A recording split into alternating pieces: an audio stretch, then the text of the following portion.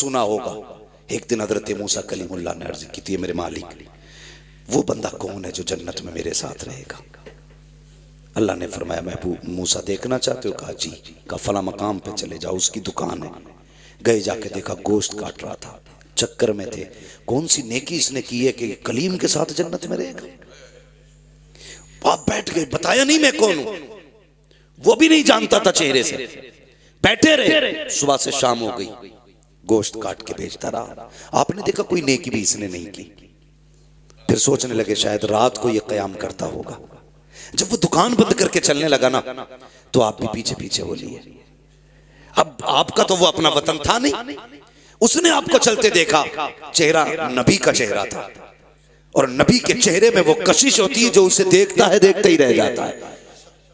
देखा, कहने लगा वो हसीन चेहरे वाले कहीं बाहर से आए हो? फरमाया जी परदेसी हूं। कहा अच्छा, वो लोग कितने अच्छे थे? कहा परदेसी हो? कहा हाँ। कहा फिर? कहा अगर इजाजत दे तो एक रात तेरे घर गुजारना चाहता हूं। उसने कहा ज़हे नसीब, मेहमान मेरे घर आए। ले गया बुला के। आप इस मकसद से गए थे कि देखे कौन सी इबादत करता है? फरमाते मैं देखता रहा। घर में गया, उसने जाके सबसे पहले खाना पकाया, तैयार हो गया खाना। आके कहता है मेहमान माफ करना, अगर तुझे अकेले खाना है तो अभी खा ले, और मेरे साथ खाना है तो इंतजार करना पड़ेगा। तो हज़रत मूसा सोचने लगे कि हो ना हो इसी बीच में कोई नेकी करता है। फरमाते उसने खाना बनाया, तैयार किया खाना, तो उसने फिर उसकी बूढ़ी माँ जो बहुत कमजोर हो चुकी थी, किताबों में यहाँ तक लिखा है कि पुटरिया में टंगी हुई थी, वो पुटरिया उतारी, उतारने के बाद उसे रखा, उसका मुंह धुला, खाना आगे रखा, अपने मुंह से चबाता और उसके मुंह में लुकमे देता। अल्लाह के कलीम देख रहे हैं सारा मंजर देख रहे हैं। जब वो खा चुकी, उसने कहा बेटे मैं खा चुकी, अब तू खा ले। उसने कहा, फिर वो औरत ने जब खाने के बाद ना हाथ उठाए, वो कुछ कह रही थी, वो बेटा हंस रहा था। हजरत मूसा कहने लगे क्या कहा तेरी माँ ने? उसने कहा छोड़िए जनाब, ये तो ऐसी बातें करती है। कहा क्या कहा? कहने जब ये दुआ के लिए हाथ उठाती है तो वो मांगती है कि जो समझ में नहीं आता मिल जाएगा।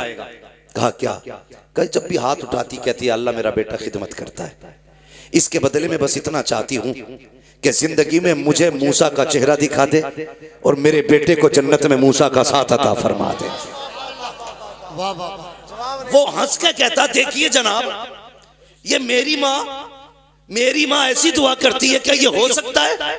कहां कलीम, कहां मैं, और ये मेरी माँ का तो हाल देखो, बेटे से कितना प्यार करती है, जन्नत में कलीम का साथ मांग रही है। इतना सुनना था, अल्लाह के नबी की तबस्सुम आया चेहरे पे, मुस्कुरा के उठे, कहने लगे परेशान क्यों होता है?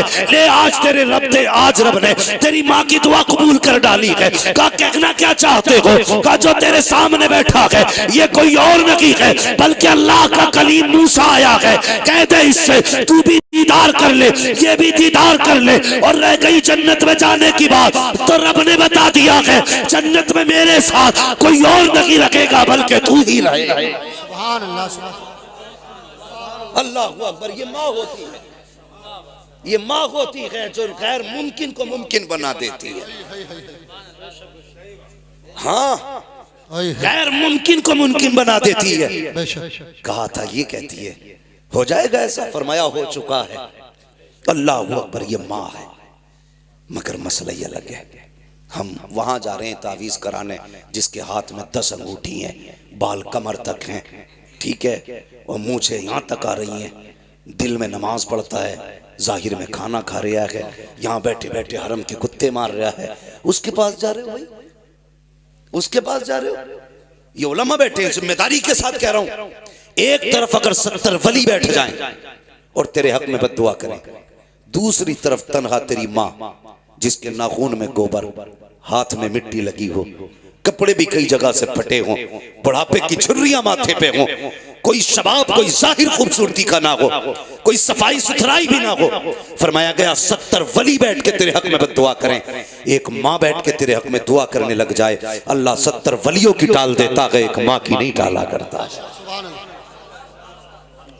ये माँ होती है, इसलिए कदर किया करो माँ की, इज्जत किया करो माँ की। अल्लाह से दुआओं में मांगा करो, अल्लाह में माँ बाप का फर्मा बरदार बना, वरना आप कलम वाले हो, कोट वाले हो, जायदाद वाले हो, कुछ भी हो, माँ बाप के नहीं हो तो कुछ भी नहीं हो, कुछ भी नहीं। आज जेब पे कलम लग जाए ना, जेब पे जरा सा कलम लग जाए तो फिर उसकी सारी पावर अब्बा को ही दिखा रहा है, अब्बा को दिखा रहा है। अगर बाप ने कह दिया लल्ला इधर को हटिए, ये लल्ला इधर को हटिए, कह रहा दिखते नहीं हो, ड्रेस गंदी कर दी। और बेगैरत जिसके हाथों पे मिट्टी बता रहा है ना, तो अगर इसने अपने गंदे कपड़े पहन के मजदूरी ना की होती ना, आज तेरे बदन पे साफ कपड़े नहीं होते। हाँ, तेरे बदन पे साफ कपड़े नहीं होते। आज जिससे कह रहा है ना तुमने कपड़ों का ख्याल नहीं किया, अगर इसने अपने कपड़ों का ख्याल किया होता तो शायद कोई तुझे पहचानने वाला भी नहीं होता। हाँ, कभी ख्याल आया करे ना, वो क्या मेरे सामने, वो क्या मेरे सामने। मैं एक बात और कह के जाना चाहता हूँ, खुदा के वास्ते, जिस तरह बाप की इज्जत करते हो ना, बाप के बाद बड़े भाई की भी उतनी इज्जत किया करो, उतनी इज्जत किया करो बड़े भाई की। इसलिए ज़ैगम भाई बाप के बाद भाइयों को बड़ा भाई बाप बन के पाला करता है, बाप बन के पाला करता है। कई भाइयों को मैं ऐसों को जानता हूं, ये आंखों देखी बात है, कोई किताबी नहीं है जो हवाले मांगो मुझसे, आंखों देखी बात है कि भाइयों ने मजदूरी करके छोटों को पढ़ाया। आज जब वो सर्विस पे लगे, वो कल भी मजदूरी कर रहा था, आज भी कर रहा है।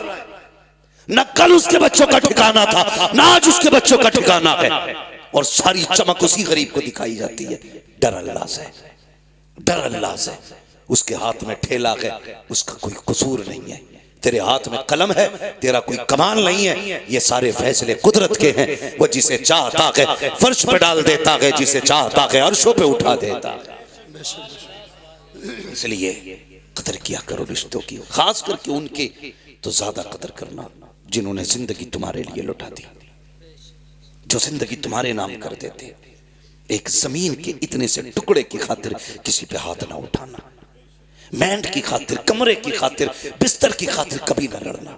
सब्र का रह जाएगा, सब्र का रह जाएगा। ये रिवायत हजरत अली की तरफ भी मंसूब है और हजरत मूसा कलीमुल्लाह की तरफ भी मंसूब है कि दो लोग आपस में जमीन के लिए लड़ रहे थे। एक कहता था मेरी है, दूसरा कहता था मेरी है। तो हजरत मूसा कलीमुल्लाह आगे, वो कहने लगा कि आप फैसला कर दें जमीन किसकी है। आपने फरमाया जमीन तू ही बता किसकी है। जमीन ने सबक सिखाने के लिए एक जवाब दिया था। उसने कहा इन दोनों से कह दो, ना मैं इसकी हूं ना मैं इसकी हूं, इन्हें बता दो ये दोनों ही मेरे हैं। जमीन किसी की नहीं हुई है, सब जमीन के होने हैं। सही बात, सब जमीन के होने हैं। इसके लिए ना लड़ा करो। ये तो आई गई, तुमसे पहले नवाबों के पास तो इतनी थी कि वो चल नहीं पाते थे अपनी जमीनों में, घूम नहीं पाते थे अपनी जमीनों में। 600 नौकर रहते थे उनके दरबारों में, खाली जमीन देखने के लिए हैं। आज 4 बिगल्ली है, फट गया, रोड पे आ गई तो मर गया। फिर कद नीचे थोड़ी आ रहे हैं, अगर हाईवे पे आ गई है तो। सही है बात है। 4 बिगल्ली हाईवे पे आई है, मर गया, 3 करोड़ का रेट मिल गया। तू 3 का ना 30 करोड़ का बेच ले, और कफन में जब लिपट के जाए हम तेरे हाथ देखने आएंगे, कितने लेके जा रहा है, कितने छोड़ के जा रहा है। कुछ नहीं लेके जाओगे, सिर्फ अमल लेके जाओगे, दुआएं लेके जाओगे अपनों की। किसी का दिल रखा है तो वो खुशियां आप लेके जाओगे, किसी को दुख से निकाला है तो वो मुबारकबादियां आप लेके जाओगे। वरना मैं ऐसे जनाजे भी मैंने देखे। एक साहब का जनाजा जा रहा था तो एक गैर मुस्लिम आया, बोले जरा रोको रोको, इनका जनाजा नीचे रखो, मुझे मुंह देखना है। लोगों ने रख दिया, यार करीबी है, पड़ोसी है, देखना चाह रहा, दिखा दो। जानते हो उसने कफन हटवा के क्या कहा था? उसने कहा था प्रधान वो जमीन के कागज किधर हैं जो तुमने मेरी जमीन पे कब्जा किया था। बेटों की शर्म से नजरें झुक गई थी। ये आंखों देखी वाली बात कर रहा हूं। वो कह रहा था वो जमीन किधर है जो तुमने मुझसे जबरदस्ती ली है, लेके जा रहे हो या छोड़ के जा रहे हो? वो भाई अगर किसी ने जनाजा रोक के इतना कह दिया तो समझ लेना ना दुनिया में खैरियत है ना आखिरत में खैरियत है, ना आखिरत में खैरियत ना दुनिया में खैरियत। ऐसी जिंदगी जी के जा, तेरे जनाजे के पीछे कोई यतीम रोक के कहे अफसोस रोटी खिलाने वाला चला गया, अफसोस कोई पानी पिलाने वाला चला गया, अफसोस ईद पे कपड़े बनाने वाला चला गया। ऐसी जिंदगी जी के जा, कसम से कोई तीजा करे ना करे, कोई 40वां करे ना करे, बरसी की फाता हो ना हो, अपने पीछे ऐसे लोग छोड़ जाओ जो कहे मालिक हमारा सहारा गया है, कब्र में अपनी रहमत का सहारा दे दे। 40 में एक जगह है और गरीब यतीम की एक दुआ अपनी जगह पे असर लगा। इसलिए अपने पीछे से छोड़ के जाओ। मेरे हुजूर का जनाजा उठाना, अबू बकर सिद्दीक साथ में थे। गौर से सुनना, अबू बकर सिद्दीक साथ में थे। घर में से चीख के रोने की आवाज आई। फरमाने लगे कौन रोया? तो देखा एक बच्ची रो रही थी। तो आपने फरमाया क्या बात है? उसने कहा हम इसलिए रो रहे हैं, हमारे घर में कोई नहीं था करने वाला, मैं और मेरी दादी थी। हुजूर हमारी बकरियों का दूध निकालने आया करते थे, आज के बाद हमारी बकरियों का दूध कौन निकालेगा? मैं छोटी हूँ, दादी बूढ़ी, हम तो भूखे रह जाएंगे। अबू बकर सिद्दीक ने बच्ची को सीने से लगा के कहा था, बेटी परेशान मत होना, ये हुजूर का करम है कि जाते जाते अबू बकर को तेरे घर का पता दे जा रहे हैं। अबू बकर को तेरे घर का पता दे के जा रहे हैं। फरमाने लगे बेटी आज के बाद अबू बकर आया करेगा। पूरी दौरे खिलाफत में आप उनके घर जाते, बकरियों का दूध दूते और उनको दे के आया करते थे। यार कम से कम ऐसी जिंदगी गुजार के जाओ, ऐसी जिंदगी गुजार के जाओ। हम तो अगर यतीमों पे हाथ भी रखते ना तो कैमरा पहले लगाते, फोटो पहले लेते थी। मैंने यतीम के सर पे हाथ रखा, मैंने गरीब को सीने से लगाया। ये क्या मसला है? पढ़ो ना आप तारीख। मदीने शरीफ में ना एक ऐसी बूढ़ी भी थी जिसका कोई नहीं था। जब काम तकसीम हुए ना, हजरत उमर फारूक आजम और सहाबा कैसे लोग थे, कैसे लोग थे, नेकियां ढूंढा करते थे। कहीं काम मिल जाए ऐसा जिससे नेकी में, भाई इसे सही कर ले यार, कहीं काम मिल जाए ऐसा जिससे नेकी। पता चला एक बूढ़ी है जिसका कोई नहीं। हजरत उमर गए, दरवाजा खटखटा दिया, आवाज आई कौन?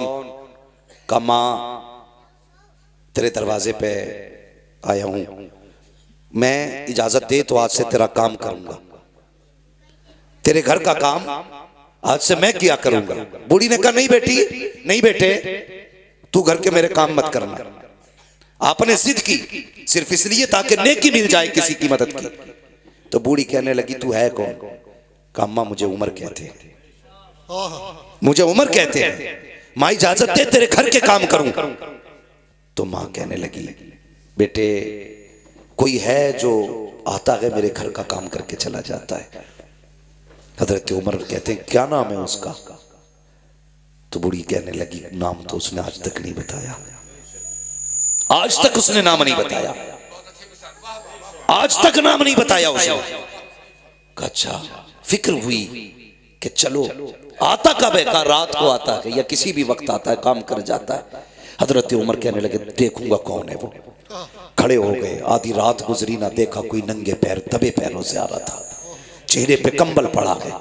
और जैसी दरवाजे पे आया हजरत उमर ने चुपके से आके कंधे पे हाथ रखा, आने वाले जरा नाम तो बता तू है कौन? अल्लाह अकबर, इतना सुना है। आने वाले ने जैसी कंबल चेहरे से हटाया, हजरत उमर फारूक आजम की चीख निकल गई। क्या देखते हैं वो छुप के आने वाला नबी का अबू बकर सिद्दीक है, वक्त का अमीरुल मोमिनीन है, अपने वक्त का खलीफा है। हैरत में है, कहते हैं अमीरुल मोमिनीन बता तो सही रात में क्यों आते हो? यार ताकि नेकी किसी पे खुल ना जाए इसलिए सन्नाटे में आता हूँ। कहा ये तो बताइए चप्पल जूता क्यों नहीं पहना? कहा इसलिए नहीं पहनता हूँ कहीं मेरी आहट से किसी की आंख ना खुल जाए, अगर आंख खुल गई तो बात पता चल जाएगी, अगर ये नेकी का पता चल गया तो हो सकता है कयामत में खुदा मुंह पे मार दे। और यार अबू बकर हो करके अगर नंगे पैर जा करके चुप करके नेकी करता है तो बता तुझे किसने हक दे दिया है? कैमरे के आगे किसी गरीब की गरीबी का मजाक उड़ाया।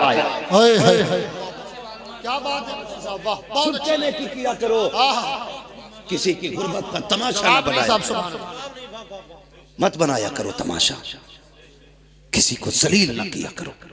भाई नेकी ऐसे करनी है कि किसी को पता ना चले, किसी को पता ना चले, यतीम का घर भी चल जाए उसकी इज्जत भी रह जाए। हाँ हजरत आयशा सिद्दीक़ा रज़ियल्लाहु ताला अन्हा ने एक मर्तबा अपने भांजे को ना कुछ अनाज दिया, फरमाने लगी जाओ हमारी पड़ोस में फलां शख्स है बड़ा गरीब है, उसके यहाँ दे के आ जाओ।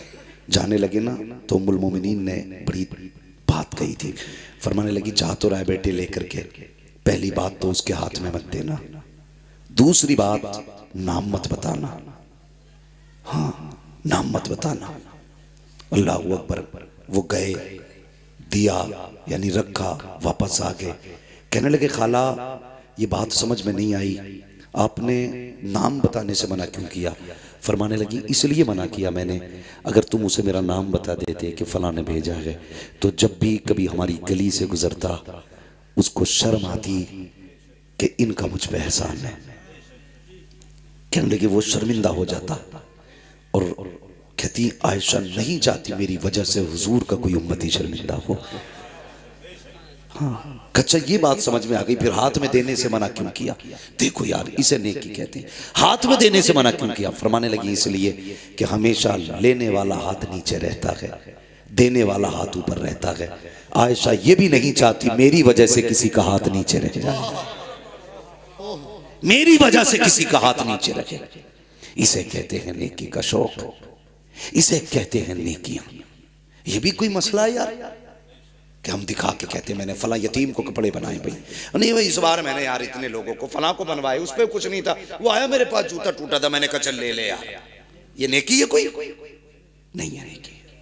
इसे नेकी नहीं कहते, इसे जलील करना कहते हैं। सामने वाले को जलील करना कहते हैं, किसी को जलील ना करो। गरीब भी अपनी इज्जत रखता, अमीर भी अपनी इज्जत रखता है।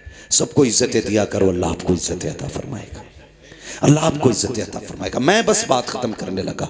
फरमाएगा ए ईमान वालों अपने आप को और अपने घर वालों को जहन्नम की आग से बचाओ, अपने घर वालों को जहन्नम की आग से बचाओ। तो कोशिश क्यों नहीं करते जहन्नम की आग से बचाने की? क्यों नहीं करते? आज जैगम भाई सब कहते हैं यार 20% है, कुछ भी ना होगा, 20% है, क्या कर लोगे? तुम नहीं जानते। जब तुम्हें ये एहसास हो कि कम लोग कुछ नहीं कर पाते, तो इस्लाम कहता है कि जंगे बद्र देख लिया करो। और जब तुम्हें अपनी कसरत पे घमंड हो तो जंगे हुनैन देख लिया करो। बिल्कुल बिल्कुल, वाह वाह वाह। ये इस्लाम की तारीख है। तुम कभी भी कसरत से कामयाब नहीं हुए, खुदा की रहमत से कामयाब हुए हो, खुदा की रहमत से कामयाब हुए हो। तुम कभी भी कम होने की वजह से जलील नहीं हुए, हमेशा अपने घमंड की वजह से तुम शर्मिंदा हुए हो।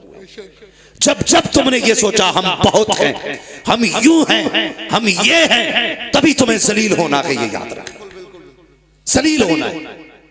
वो किसी ने कहा था मिटा दे अपनी हस्ती को अगर कुछ मर्तबा चाहे, कि दाना खाक में मिलकर गुले गुलजार होता है। एक बात याद आ रही है, बता दूं, जरूरत इस वक्त की ये नहीं है कि हमारी तादाद बढ़ जाए, जरूरत इस वक्त की है कि हम सब के सब इकट्ठे हो के हुजूर की चौखट पे आ जाए।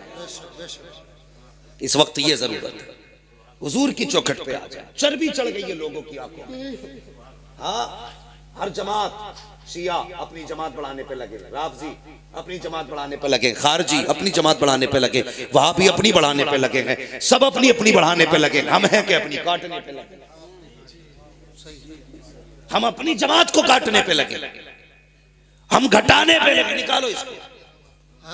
ये मौलवी ठीक नहीं, ये पैसे लेता है, ये हंसाता है, ये बातें करता है। अपना काम करना। खुदा तू नहीं है, खुदा वो है जिसने पैदा किया है। तुझे हिसाब नहीं देना, हिसाब उसे देना है जिसने पैदा किया है। अपनी सोच, दूसरे की फिक्र मत कर। हम एक दूसरे की जड़ें काटने पे लगे। मिटा दे अपनी हस्ती को अगर कुछ मर्तबा चाहे, कि दाना खाक में मिलकर गुले गुलजार होता है। खत्म कर अपने आप को, ये मैं खत्म कर दे, अना खत्म कर दे। जब मस्जिद में जाके तू ये सोचेगा ना मैं नमाज पढ़ने आया हूं, अल्लाह सजदे मुंह पे मार देता है। तूने ये सोच भी कैसे लिया मैं आया हूं? ये वो चौखट है, एक ही सफ में खड़े हो गए महमूद व अयाज, ना कोई बंदा रहा ना कोई बंदा नवाज। खत्म करो अपने आप को, अना खत्म कर दो, मिटा दो, भूल जाओ कि हम भी कुछ हैं। अगर छोटे से भी गलती हो जाए तू माफी मांग ले, क्या चला जाएगा? उससे कहते माफ कर दे, कसम खुदा की। इतना कह दोगे ना, खुदा भी राजी हो जाएगा, मुस्तफा भी राजी हो जाएगा। हाँ, सारे ही करबला वालों से मोहब्बत करते हैं ना, करते हैं कि नहीं? सबको हसनैन करीमैन से प्यार है ना। अल्लाह ताला हमें उनकी मोहब्बतों का सदका अता करे। मैं सिर्फ एक बात कहना चाहता हूं, हसनैन करीमैन दोनों भाइयों में किसी बात को लेकर के नाराजी हो गई। 3 दिन गुजर गए ना, 3 दिन गुजरे तो इमाम हुसैन ने इमाम हसन को खत लिखा। कहा भाई नाना की हदीस याद नहीं है कि मोमिन से 3 दिन से ज्यादा नाराज नहीं रहना चाहिए? ये लिखा तो उधर से खत आया, नाराज है दोनों, मिलने नहीं आए। इमाम हसन ने खत लिखा, फरमाने लगे फिर तुम क्यों नहीं आए? तुम मुझसे कह रहे हो ना कि नाना ने कहा 3 दिन से ज्यादा नाराज नहीं रहना चाहिए, तो तुम ही आ जाते। इमाम हुसैन ने खत में लिखा, भाई फरमाया गया जो पहले रूठे हुए को सलाम करेगा पहले वो जन्नत में जाएगा, बाद में माफ करने वाला जन्नत में जाएगा। कहते मेरा जी चाहता है भाई पहले आप आ जाओ ताकि मुझसे पहले जन्नत में आप जाओ। यार ये वफाएं थी, ये मोहब्बतें थी, और ये एक दूसरे के लिए इज्जतें थी। कहते मैं नहीं चाहता मुझसे पहले, मैं आपसे पहले छोटा होकर जन्नत में जाऊं, मैं तो ये चाहता हूं आप बड़े हैं पहले जन्नत में आप जाएंगे, आपके पीछे पीछे आपका छोटा भाई हुसैन जन्नत में जाए। सुभान अल्लाह, वाह वाह, इज्जतें हम देते हैं अपने बड़ों को। हाँ माफ कर लिया करो, मिटा दो अपनी अना, खत्म कर दो, कुछ भी नहीं हो, फिर जी के देखो। कसम खुदा की खा के कहता हूं, मिंबर पे बैठा हूं, जो मजा फकीरी में जीने का है ना वो किसी शहनशाही में नहीं आता। एक बुजुर्ग गुजरे, थके तो नहीं अभी आप लोग? जरा सारे कहते हैं या रसूल अल्लाह। हाँ थकना तो मुझे चाहिए, मैं उड़ीसा से चल करके आया और अभी सोया नहीं हूं मैं 1 घंटा भी, 24 घंटे से ऊपर जागते हुए हो गए। मगर ये गए बहुत अच्छा आप सुन रहे हैं, अल्लाह आपकी समातों को सलामत रखे। हाँ माशाअल्लाह, अल्लाह सलामत रखे। तो थोड़ा सा जरा आप अच्छा सुन रहे हैं इसलिए मैं बात बढ़ा दे रहा हूँ। हजरत की भी गुफ्तगू होनी है, हालांकि ये बात मुझे नागवार गुजर रही है। हाँ मुझे एक एहसास हो रहा है कि हमारे जमात के बुजुर्ग बैठे हुए हैं। घर है तो क्या हुआ, है तो मौलाना एहसान, ये ख्याल रखिएगा। लोग कहते हैं घर की मुर्गी दाल बराबर, दाल बराबर तो होती है लेकिन पता है ना क्या खाती है, कितना खाती है? तुम खा जाते हो, तुम्हें नहीं लगता असर, मुर्गी क्या खाती है ये पता होना चाहिए, है जी। जरा गौर करें, हजरत तशरीफ फरमाए, बस मैं बात पूरी करने लगा हूं भाई, जरा तवज्जो करें। कोई मसला नहीं है, आप 10 रुपए भी ना दें, खाली सुभान अल्लाह ही कहते रहें। मैं आ गया हूं मोहब्बत में आपके, ये बात मैं इनसे कह रहा हूं, अपने भाई से, शुएब भाई से। बाकी आपसे सिर्फ इतनी गुजारिश है, बात सुन लें ना। हाँ, कोई बात नहीं, जब दिल करे तब दे दिए, खाते में डाल देना, कोई मसला नहीं है। हाँ, इनसे बड़ा गहरा ताल्लुक है, मैं मोहब्बत है मुझे। अल्लाह सलामत रखे मेरे शुएब भाई को और इनके पूरे परिवार को, इनकी फैमिली को। अल्लाह खुदा की रहमत है, अल्लाह ताला अपनी रहमत अता फरमाए। बस मैं अर्ज कर रहा था कि अपने आप को मिटाना भी कोई चीज़ होती है। एक बुजुर्ग गुजरे, हजरत अब्दुल्लाह इब्न जुबैर, बड़े पाए के बुजुर्ग गुजरे, गालिबन सिलसिला चिश्तिया या कादरिया में ये बुजुर्ग हुए। इन्होंने ना सिर्फ इस ख्याल से शादी नहीं की थी कि अगर मैं शादी कर लूंगा तो अज़दवाजी जिंदगी के जो मामूलात होते हैं, जो जरूरियात होती है, वो रब की इबादत में खलल डालेंगे। ये सोच के निकाह नहीं किया था। ये मत सोचना मैं तुमसे मना कर रहा हूं, तुम करना, तुम्हारा करना फर्ज है। ये उन्हीं जैसे लोगों को इजाजत थी जो अपने नफ्स पे काबू करके बैठे थे, जो नफ्स के गुलाम नहीं, नफ्स के बादशाह थे। नफ्स वो करता था जो वो कहते थे। इस ख्याल से ज़ैनब भाई उन्होंने शादी नहीं की। एक दिन रिवायत पढ़ी तो उसमें उन्होंने देखा कि जन्नत में कोई भी जवान बिना बीवी के नहीं होगा। अल्लाह जन्नत में सारे लोगों का निकाह फरमाएगा। अब तो खुश हो जाओ भाई, जिनकी नहीं हुई अब तो उनका भी नंबर लगने वाला ना। सबको अल्लाह जन्नत में बीवी देगा। कहने लगे अच्छा तो फिर तो हमारी भी होनी है वहां, जब होनी है सबकी तो हमारी भी होगी। बहुत बड़े वली थे, हाथ उठा दिए, कहने लगे अल्लाह वो दिखा ना जो जन्नत में मेरे साथ रहेगी। मैं अपनी जन्नत वाली बीवी को देखना चाहता हूं। पहले दिन दुआ मांगी, कुछ नहीं हुआ। दूसरे दिन दुआ मांगी, कुछ नहीं हुआ। तीसरे दिन दुआ की उन्होंने, लेटे, आंख लगी, तो जब आंख लगी ना एक खातून सामने आई, रंग काला, पुराना लिबास, पागलों जैसी हालत, और कहने लगी अब्दुल्ला मैं मैमूना वलीद हूं, मैं बसरा में रहती हूं। बस इतना सुना ना, उठे बसरा चल दिए, बस्ती में पहुंचे। कहने लगे मैमूना वलीद कहां मिलेंगे? लोगों ने कपड़े देके, हुजूर आप मैमूना वलीद को पूछ रहे हैं? इतने बड़े आलिम हो के उससे क्या काम? कहा क्यों? का वो तो पागल है। कहा क्यों? का लोग पत्थर मारते हैं उसको। कहा क्यों मारते हैं? का जब लोग हंसते हैं तो वो रोती है, लोग रोते हैं तो वो हंसती है, दीवानी है वो। का कहां मिलेगी? का हुजूर वो उजरत पे हमारी बकरियां चराती है।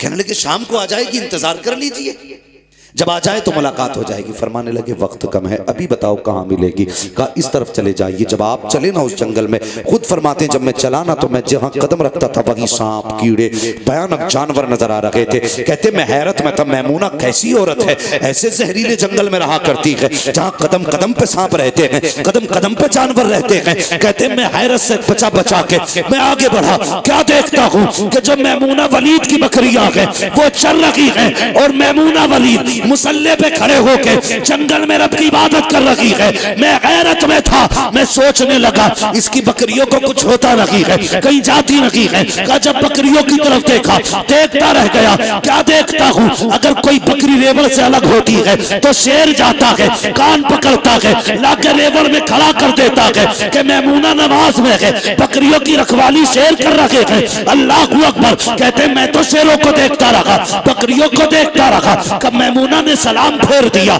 मुझे पता ना चला। मैमूना कहती है अब्दुल्ला मिलने का वादा तो जन्नत में था, तू यहीं चल के आ गया है। हैरत में थे। कहने लगे मैमूना मुलाकात भी पहली है, बात भी पहली है, कभी तूने नहीं देखा, कभी मैंने नहीं देखा, नाम किसने बता दिया? तो मैमूना कहती है अब्दुल्ला जिसने तुझको मेरा नाम बता दिया है उसी ने मुझको तेरा नाम भी बता दिया। सुभान अल्लाह, सुभान अल्लाह, वाह वाह वाह वाह।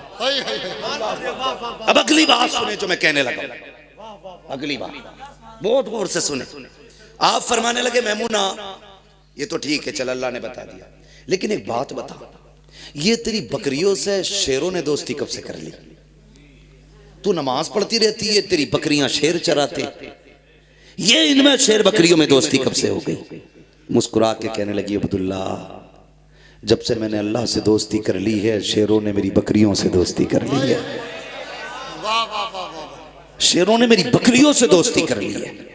बस ये कहना चाहता था मैं, हाँ, कि अपने आप को खत्म कर दो, कुछ मत समझो, कुछ नहीं है, सब कुछ अल्लाह है, सब कुछ उसी की कुदरत में है।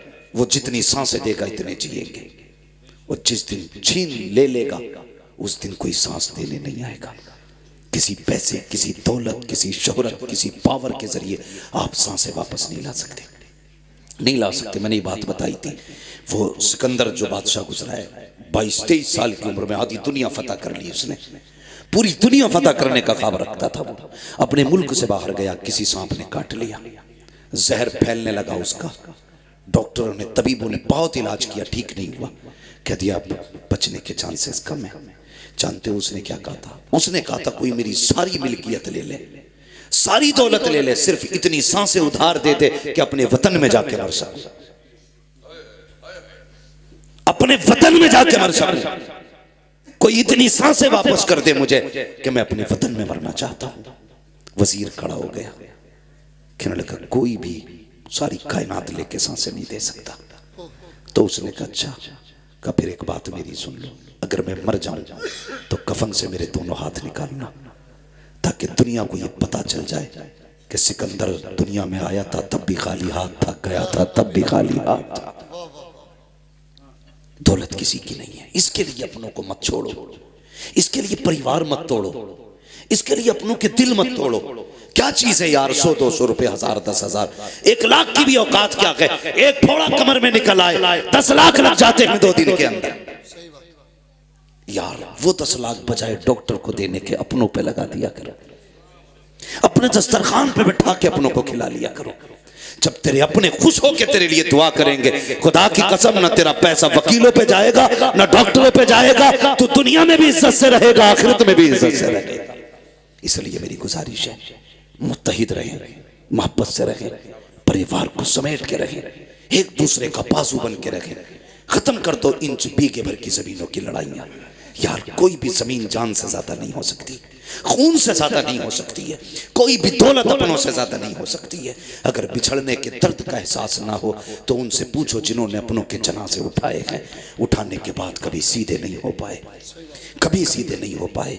ये वो हैं जो किसी बाजार में नहीं मिलेंगे, किसी मेले में नहीं मिलेंगे, किसी कारखाने में नहीं मिलेंगे। ये सिर्फ वो प्रोडक्ट था जो कारखाने कुदरत से बना, एक बार मिला तुझे दोबारा नहीं मिलेगा, दोबारा नहीं मिलेगा। कदर करें इनकी, इज्जत करें। और सबसे ज्यादा इज्जत का हकदार बाप होता है, माँ होती है, अपना परिवार होता है। लोग कहते हैं मैं फलां की जगह गया था, शादी में 10,000 दे के आया, और ये देखता नहीं तेरी फूफी की बेटियां जहेज की वजह से घर पे बैठी हैं, तू उन्हें जहेज नहीं दे पाया।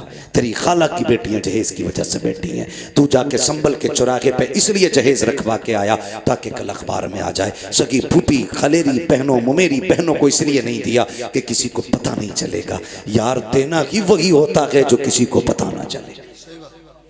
अपनों को लेके चले, मिला के चले, खर्च करो इन पे, अल्लाह तुम्हारे दस्तरखान पे इनके हिस्से का भी रिज़्क अता करेगा। हाँ, इनके हिस्से का भी रिज़्क अता करेगा।